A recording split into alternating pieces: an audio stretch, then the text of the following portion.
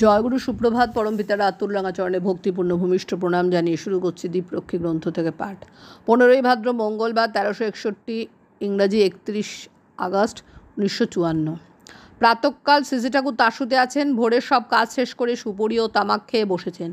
গত রাত্রে দেখা স্বপ্নের কথা বলছেন শ্রীজি ঠাকুর। আমি কাল সারা রাত্রি ধরে শুধু স্বপন দেখেছি।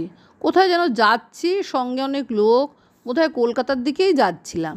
যাদের আগে দেখেছি বলে মনে হয় এমন অনেককে দেখলাম, কিন্তু এদের যে কোথায় দেখেছি তা ঠিক করতে পারিনি। যাত্রার সময় সাথে অনেক লোক ছিল, পরে কমে গেল। শেষ পর্যন্ত কেষ্টদা ছিল, তারপর কেষ্টদাও আর থাকলো না।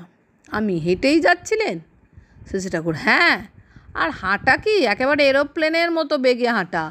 যেতে যেতে কত দেশ কত মাঠ যে পেরিয়েছি। কিছু পরে শ্রীজি ঠাকুর নিভৃতকেতনে এসে বসলেন। ভক্তবৃন্দ এসে বসলেন। আলাপ আলোচনা চলতে লাগলো গীতার বিভিন্ন শ্লোক নিয়ে। শ্রীজি ঠাকুর ওই বিষয়ে পরপর অনেকগুলি বাণী দিলেন। বাইরে মেঘমুক্ত আকাশে সোনালি রোদ ঝরে পড়েছে। শরতের আবহাওয়া চারিদিকে। খোলা দরজা দিকে তাকিয়ে থাকতে থাকতে বললেন, জ্যৈষ্ঠের রোদে হিট বেশি, কিন্তু ভাদ্রের রোদে মনে হয় আলট্রাভায়োলেট রে বেশি। শীতকালে রোদেও তাই। সেই জন্য সবসময় বিছানাপত্র রোদে দেবার বিধি আছে। বিকালে শ্রীজি ঠাকুর অশ্বত্থতলায় এসে বসেছেন। দেখতে দেখতে আকাশে কালো মেঘ ঘনিয়ে এলো। কিছু পরে জোর হাওয়া ও বর্ষা শুরু হলো। শ্রীজি ঠাকুর বড়ালের বারান্দায় চলে এলেন, কিন্তু এখানেও বৃষ্টির ছাঁট প্রবলভাবে লাগছিল। তাই ভিতরের ঘরের মধ্যে যেয়ে বসলেন। কাছে স্থানীয় মায়েরা বেশি আছেন। শ্রীজি ঠাকুর চৌকির উপরে অর্ধশায়িত অবস্থায় রয়েছেন। এই ঝমঝমে বৃষ্টির মধ্যে একটি ছাতা মাথায় দিয়ে এলেন রমনদার মা। তাকে দেখার সাথে সাথে শ্রীজি ঠাকুর সোল্লাসে চিৎকার করে বলে উঠলেন, সে কি, তুমি আইছো? বলার সাথে সাথে শ্রীজি ঠাকুর এমনভাবে নড়ে চড়ে উঠে বসলেন যে উপস্থিত সকলে হাসিতে ফেটে পড়লেন। তারপর রমনদার মা আজ দুপুরে কী খেয়েছেন এবং রাত্রে কী কী খাবার ইচ্ছা পোষণ করেন শ্রীজি ঠাকুর তাই জিজ্ঞাসা করতে লাগলেন।